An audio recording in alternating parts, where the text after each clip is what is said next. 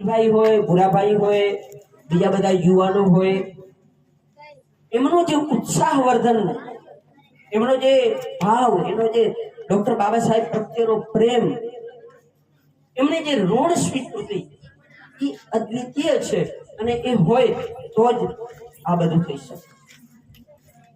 આમ તો ડોક્ટર બાબા સાહેબ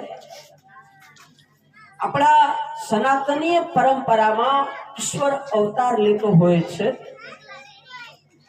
પણ જ્યારે ઈશ્વર ન આવે ત્યારે આ દેશમાં અંધકાર હોય, આ દેશમાં જાતિ પાતિના ભેદભાવ વધારે હોય, જ્યારે નબળો વર્ગ કચડાતો હોય, ત્યારે ખુદ ઈશ્વર એમ કે તમે મારો અંશ થઈ અને અવતાર લો. એટલે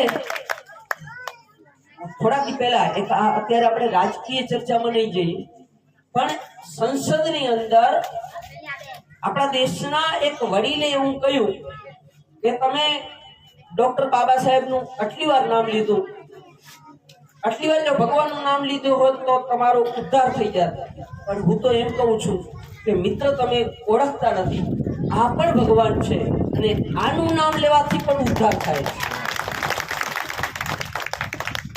એટલે અને આપણે ગામની એકાદ વ્યક્તિ મહાન હોય, રાજ્યની મહાન હોય, દેશની મહાન હોય, વિશ્વની મહાન હોય, પણ અમુક વ્યક્તિ બ્રહ્માંડની મહાન છે.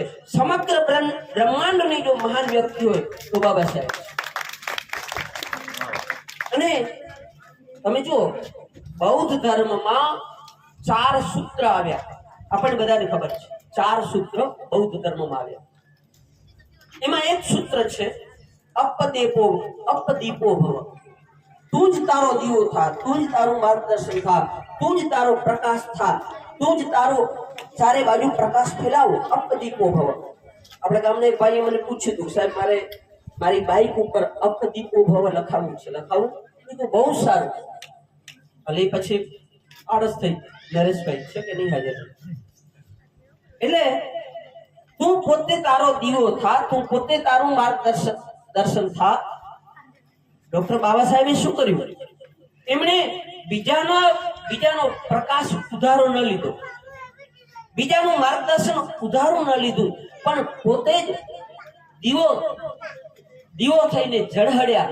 અને એટલું બધું ઝળહળ્યા કે એમનો પ્રકાશ માત્ર ભારતમાં નહીં, સમગ્ર વિશ્વમાં ફેલાયો.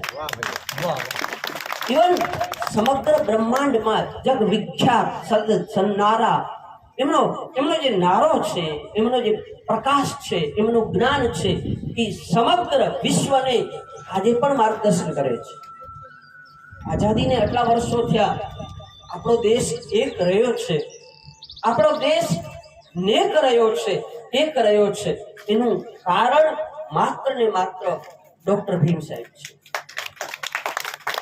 અને બૌદ્ધના આપણે આમ તો આપણી વચ્ચે ભગત બાપા છે કે ભૂરાભાઈ છે કે આધ્યાત્મિક વ્યક્તિઓ, રાણા બાપા છે, આવા વડીલો બેઠા છે. દાદા મેકરણે એમ કહ્યું ને કે આઉં દહાડ્યો તર હેકડો ને તડ લખ હજાર, જી નર હેકડો તડ જલ્યો ઈ લંગી થયા ભો પાર.